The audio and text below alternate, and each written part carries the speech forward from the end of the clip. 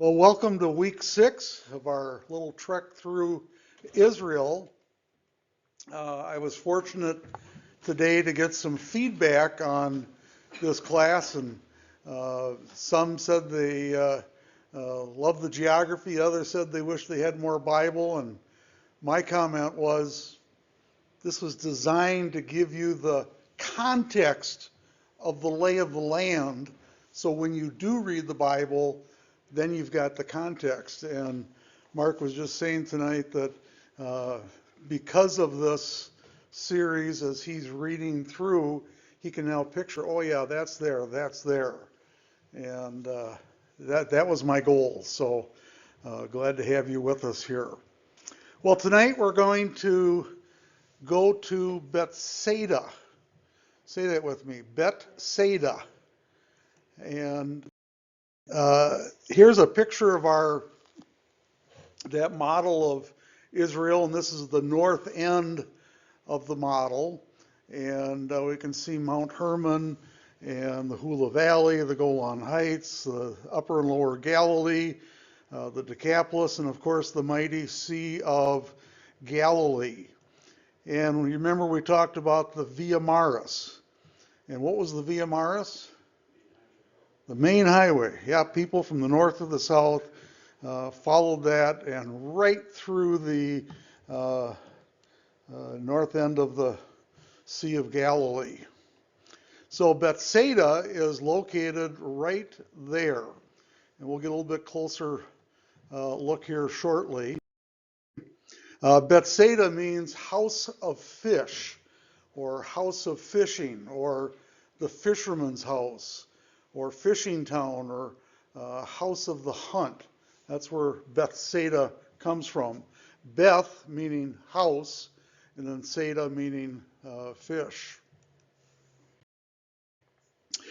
So let's pinpoint Bethsaida a little bit more. Last week we were at Gamla, kind of up in the lower Golan Heights here. And then we've got the Jordan River coming down. And if you go almost straight west, that's where Bethsaida is. And if you look on this map closely, it also says Julius. We'll get to that here in a little bit. And this area that's in the orange, we'll talk about that because that wasn't there originally back in the days of Jesus. So Bethsaida is an old territory of Geshur. Anybody remember Geshur from the Old Testament? Okay. Geshur is right there. And back in the days of Paganville, before the Israelites got there, we got Mount Hermon for reference point. And then there were pagan groups. We've got Damascus up to the north. We've got the Aram. You've probably read that in the Bible. And we've got Bashan. And then we had the Hivites and the Hittites. So they were all right in that area. All, of course, to be discharged because they wouldn't follow the Lord. And so God gave the land of various tribes. And in this northern territory, we've got Dan, we've got Asher, we've got Naphtali. Can't read there. Zebulon, yeah, thank you. Even with my glasses, I can't read. And Issachar, and then over on the east side, the half tribe of Manasseh.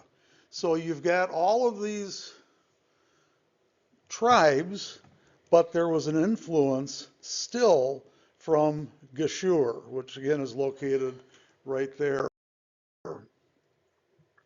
So this was a territory in the northern part of the Bashan area, and near the kingdom of Aram and Syria. And there's some verses you can go back and look those up to get a little bit more detail. According to the Bible, it was allotted to the half tribe of Manasseh because they had settled on the east side of the Jordan. But in Joshua 13:13 it says, but its inhabitants, the Geshurites, could not be expelled. Okay. In the time of David, Geshur was an independent kingdom. And he married a gal by the name of Maacah, who was the daughter of the king of Geshur. And again, it gives the references there. Her son Absalom fled to his mother's native country, Geshur, after the murder of his half-brother and David's oldest son, Amnon. And Absalom stayed there for 3 years before David rehabilitated him and got him to come back. During the Hellenistic period, and what was the Hellenistic period? Who remembers? Greeks. Yeah, Greek, Roman influence. So in the 3rd century before Common Era, Bethsaida was resettled as a colony of Tyre. And Tyre is up here on the coast. Oh, I just want to make one comment. We always used to use BC and AD, but the proper termination these days is BCE, before Common Era and Common Era. So if you talk to any Bible scholars, you'll likely hear those new terms. The Bethsaida inhabitants were makers of linen, and they would sell those garments to the people of Tyre. And then as a result, they made a good living. They were able to buy wine from the island of Rhodes, which was part of Greece, which was considered to be the very best. So here you've got pagan and non-pagan areas working together. During the Roman period, this area was resettled by Herod. He populated the area with Jews. That's something that some of these Roman kings did. They would bring in Jews to a given area. Tiberius is another one, south of, on the southwest corner or side of the Sea of Galilee. That was all strictly pagan. And they tried to get the Jews to come in and take land there. And they all said no, because there were too many graves. So that didn't work there, but it did here. And once they did that, the site thrived once more. Here's a picture of a limestone vessel, a fragment of one, indicating Jewish presence that was found in the Bethsaida area. Now, Bethsaida, which again is located right here on the northeast side of the Sea of Galilee, was part of Philip's territory. And he was one of 4 recipients of Herod's massive kingdom when Herod died. And so that orange area, that was all his. And his capital was Bethsaida. Under Philip, the son of Herod, boy, he looks like an evil guy, doesn't he? They elevated the status to a polis, or what they call a Greek city.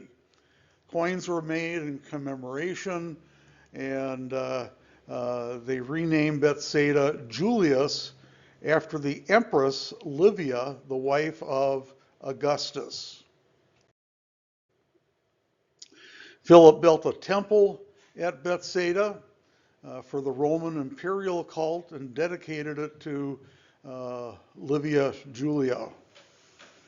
And she came on the scene 27 BCE and went to 14 Common Era.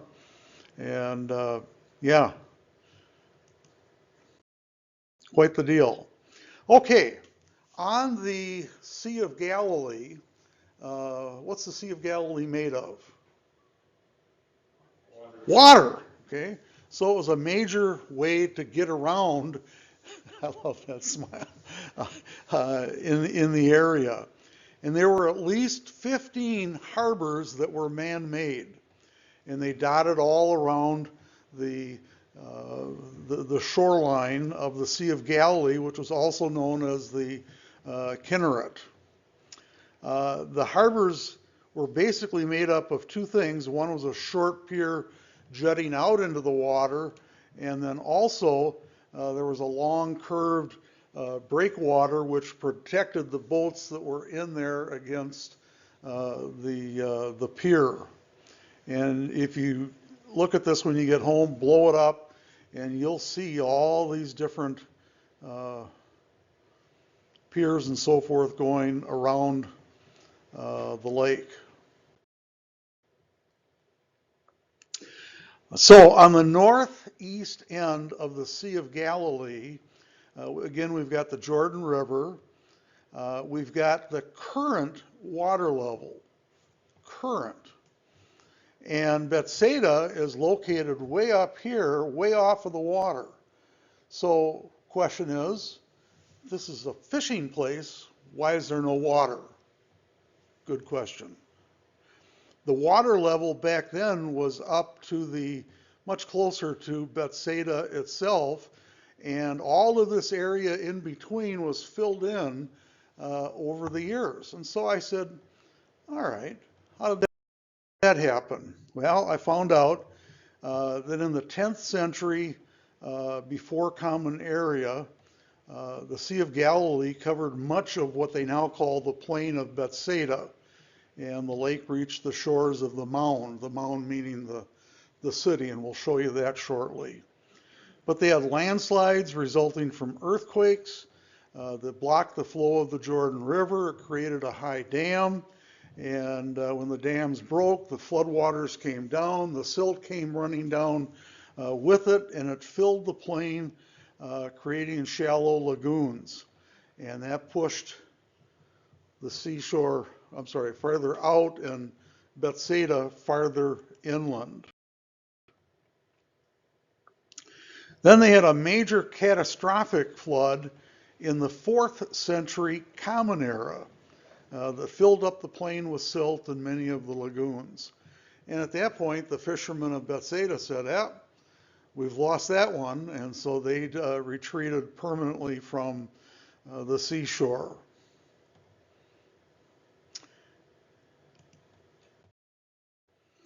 Here's a picture at the city entrance to Bethsaida, and it very aptly shows, here's a dock running out, one of the many fishing boats that would come in with their fishing nets. And this was a big thing in that city. All right, here's an aerial view of Bethsaida. And this was in 2011. You see the Jordan River and its delta over to the left. There was a Jordan Park area that's been created in between. And then you've got the main city area right here, and you can see where the old dock used to be at that time. And people would come to the city, typical of most cities, some to live there, some lived out in the country, but when the enemy would come, they would all go retreat into the city. But otherwise, farming took place outside of the city walls. Here's a concept picture from the archaeologists of what that city likely looked like back in the days. Quite the deal. And you can see looking west, Capernaum over here, and up on the hill, Chorazin. Next week we'll talk about Capernaum, and then in the future we'll talk about Chorazin. Here's a picture of the mound, or what's left of the city. And why would it be a mound? Who remembers? Yeah, built on top of ruins of previous cities. Many times that city had come down. And so this person drew where the palace likely was. They had the upper city and the lower city, and here was the main city gate right here off of the road. I came across this picture of the gate area, and you notice that typically you come in and then you go through the gate. And in this case, there were 1, 2, 3, 4 areas, 2 on each side, that were used for commerce and government during normal times. But when the enemy would come, they would lock up that gate. If the enemy got through, we talked about this in week 2, they would just literally have a killing field right there against the enemy, both on the ground and up above, shooting down on them. Here's a picture that very nicely shows how this slopes down on both sides. And the main city area was up here. And again, the residential city, the lower city, and the residential area off to the back. And then, of course, farmland was off to the sides. Here's a picture of one of those city gates. In this case, you came into the city, and off to one side was this area. And again, used for commerce, used for government, and used for killing the enemy. And this is the other side of that gate, and then there were 2 sets of these to have to get through. This is a picture of the road in from the old city gate, the city gate being down here. And that's a little hard to see, but what's left of those entrenchments is off on the 2 sides right there. While we were there, we met a Dr. Aaron Gale, and he's an archaeologist from Northwestern University, and he's had a whole crew there digging for quite some time, and you can see some of his equipment set up here. He showed us this particular area, and between the 2 arrows, probably about that high, there was a 100-year difference. So the lower area was 100 years older than the upper area. And they determined that by finding artifacts as they would dig and identify. As of 2011, when we were there, you can see they were still excavating parts of Bethsaida. You can see the tents up there where they would dig under. And then on the outside of the old city gate, we found another crew of students, and these are typically all students from the university or universities that go over there, typically in the summer only, and they were digging that area up. A very slow, meticulous way to go. We came across this called the bull steel, and it's been described as one of the most significant finds because it shows on this stone the moon god of the Geshurites. So can you imagine coming up and bowing down before this steel and saying whatever you're going to say to this piece of rock that doesn't have any life in it whatsoever, and yet they thought that was the neatest thing since sliced bread with peanut butter and jelly on it. Well, maybe peanut butter with honey on it, either one. They also uncovered a stepped high place. And the high places, as you read in the Bible, are usually up on high hills and so forth, but this was right in the city itself. And so you could step up to this and again make sacrifices, pray, whatever whatever they did. But it was a pagan worship site right within the city itself. We talked about standing stones in week 2. In Bethsaida, they had 2 standing stones on either side of the gate as you go in. And what's a standing stone?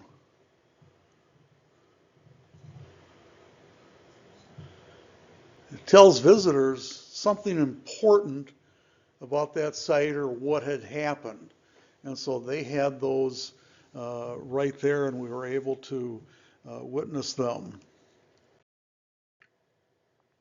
We said this was a fishing community, and this was a picture of a fisherman's house from the Hellenistic Roman period, which was 2nd to 1st century before Common Era. And typical of these type buildings, you've got a courtyard, you've got the main house, and then you have add-ons that take place over the years. All of these buildings were made with basalt rock. And basalt is a fine, dark, grained rock that's formed from rapid cooling volcanic lava. And I said, wait a minute, I didn't see any volcanoes over there.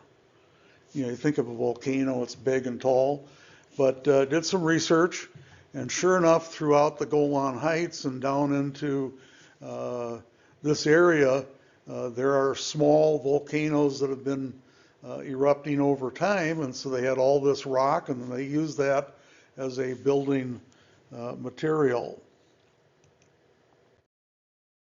Here's a picture of the courtyard of one of the buildings, or what's left of it, I should say. They managed to preserve the lower parts of these walls. Same thing with the house that was connected to that courtyard. It was common to have a wine storage area, and so here was a wine storage area that we found that would have been part of one of those houses in that area.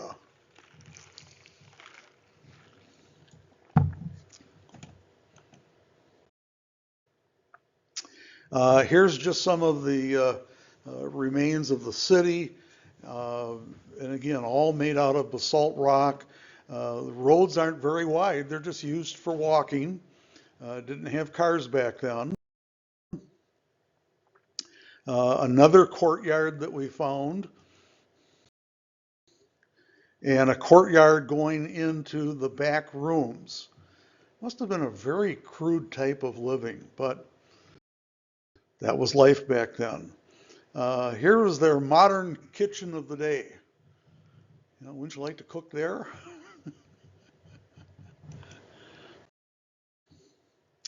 And this was a storeroom that we found. Somebody had placed signs all over that area. And then again, some more nearby housing.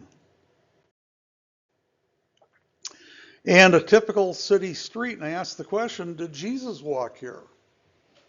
We don't know for sure, but very likely he might have walked on that very street back in his day, because he was to Bethsaida quite often. Here are some artifacts, including a weaving set from the Hellenistic period. This is all unearthed as they dug. Likewise, a gold earring was found. So this was a sign that there had been some wealth in the area, because it was made out of gold. And then a coin from about 100 before Common Era. What did I say? Coin from the Hellenistic period around 100 before Common Era. And you see pictures today of rockets and bullets and so forth that our military uses. These are actual arrowheads that were found that date back to about 732 before Common Era. So very crude fighting at the time. And of course, they have unearthed all kinds of water and sacred vessels from that area, and these were found near the temple that had been built. Now, there's some reasons to believe that Bethsaida, from a biblical importance standpoint, was that at the time of Jesus. We read in Matthew 11 and Luke 10, with Chorazin and Capernaum, it is one of the cities where Jesus did most of his mighty works. And again, that was that triangle area of cities. And it was there that Jesus healed a blind man by spitting on his eyes and laying his hands on him. And it's hinted, there's 3 verses you can go back and look at, which I did, that the feeding of the 5,000 happened someplace near Bethsaida. So this was an important area. The other feeding of the 4,000, that was over on the pagan side, the east side of the Sea of Galilee. Bethsaida was the home of at least 3 disciples of Jesus. Philip was the main one, and in John 12 talks about, now there were some Greeks among those who were going up to worship at the feast, and these then came to Philip, who was from where? Bethsaida of the Galilee. It's also described as the city of Andrew and Peter in John 1:43, where it says, the next day he purposed to go into Galilee, and he found Philip, and Jesus said to him, follow me. We're going to come back to that in a minute here. And now Philip was from Bethsaida, the city of Andrew and Peter. And some scholars think that James and John may have also come from the same city. So I asked the question, what lessons can we see from Bethsaida? And to do that, we have to first off go back and look at Deuteronomy 7.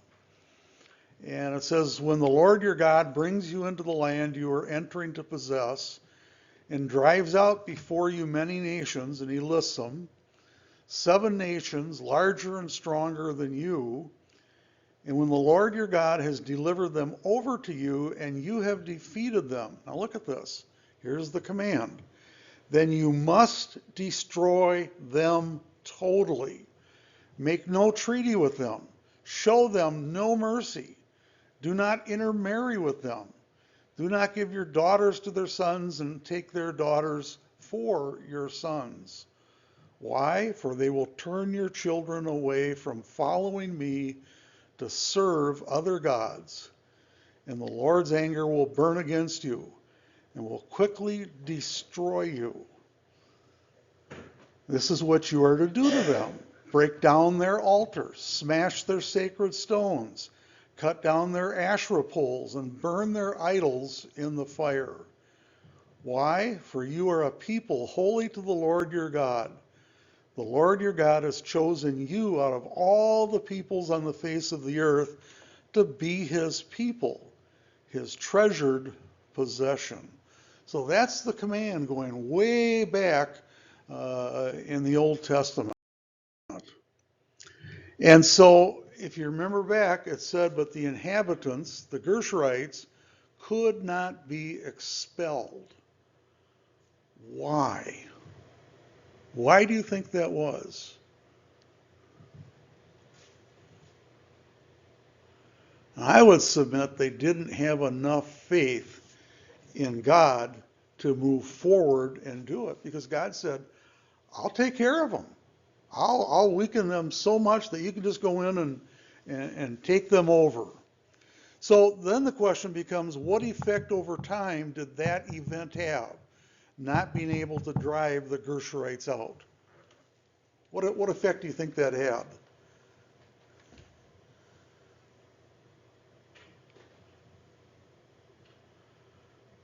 They were still there. The descendants were still there. The descendants allowed these pagan practices to flourish. And that meant that the Jewish people had to interact with them. So what does that do for us today? Same thing. We allow all these things to happen instead of expelling them.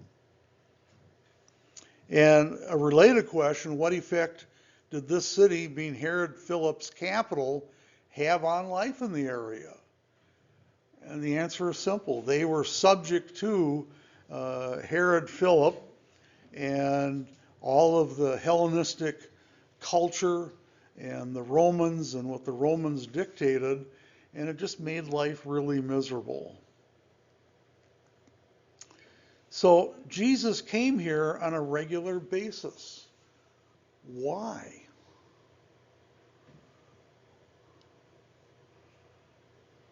Why did he do that?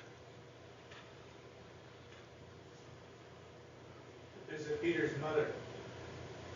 Say again? He visited Peter's mother. To visit Peter's mother. Peter's mother was over in Capernaum. Why did he come to Bethsaida? Same reason as Capernaum. His mission was what? To witness, to make disciples and to draw people to him. And this being right in the area of the Via Maris made it very necessary to visit these areas often during his 3.5 years of ministry. Well, then I asked the question, why did Jesus pick at least 3 of his disciples from here? Any thoughts on that?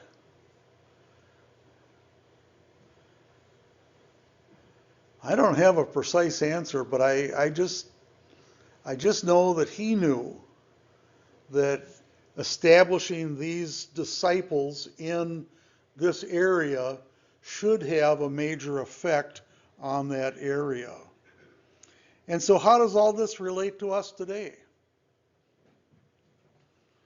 We're under the same pagan influences, maybe not exactly as theirs, but under pagan influences today just like they were. And we need to be disciples.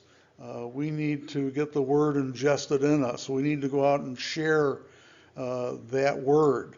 And so, same thing today as back then. What does it mean when Jesus said, "Follow me"? This is significant. He said that to these young disciples. Follow me. We kind of hinted at the education in the Galilee. I don't know if it was last year or the year or last week or the week before, but we'll go through it again. Elementary school was to about age 12 to 13. And they would learn to read, they would learn math, they would memorize the whole first 5 books of the Torah, and they got their grounding at that point. Then they had to qualify to go on to secondary education. And if they didn't qualify, they would go and work in their family business. If you were a carpenter, you'd become a carpenter. If you were a fisherman, you become a fisherman, or whatever the family business was. But if you did qualify, then you could go on to secondary school, and that would last through about age 18. And in that secondary school, you would learn the rest of the Old Testament. That's a lot of scripture, but they would learn it. Then, once they graduated from there, they would seek to follow a traveling rabbi. Now, what does that mean? Their goal was to become just like the rabbi. So they're in school for all these years. Rabbis are coming through all the time, teaching, and eventually some of these students would say, well, I like Rabbi Pat. I want to become just like Rabbi Pat. I want to know what Pat thinks. I want to know what Rabbi Pat says. I want to look just like Rabbi Pat. Maybe I even have to shave my hair so I look like it. But back then they didn't do that. If the rabbi had a long piece of hair off of the sides, they'd grow that same way. They'd wear the same clothing. They wanted to become identical to that rabbi, become a duplicate. And once they found one that they wanted to duplicate, they would go to that rabbi and say, hey, Rabbi Pat, can I follow you? In other words, can I travel with you as you're going from city to city? Can I learn from you and become just like you? And of course, the rabbi would say yes to some and no to others. And on rare occasions, a rabbi would invite a great student by saying, come follow me. That was a real honor. Become my disciple. It wasn't the disciple's choice, it was the rabbi's choice. Starting to get a picture here? Say yes. Yeah. So what were these young disciples doing when Jesus asked them to come follow him? Any hints? Fishing. What does that mean? That means that that they were, what I would say, rejected by society. They had a good education in elementary school, but they just weren't quite good enough to go on to secondary, much less to college with a rabbi. And I would submit, according to the world, most of us are rejected too. We don't qualify to be with the elite, at least not me. But here's the point I love. Despite that, despite being rejected by the world, God calls us to follow him. He calls us to be his ambassadors.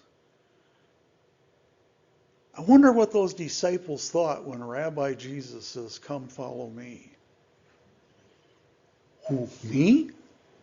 What did I do? I couldn't even make it out of into secondary school, much less to come follow you. But yet, who did Jesus choose?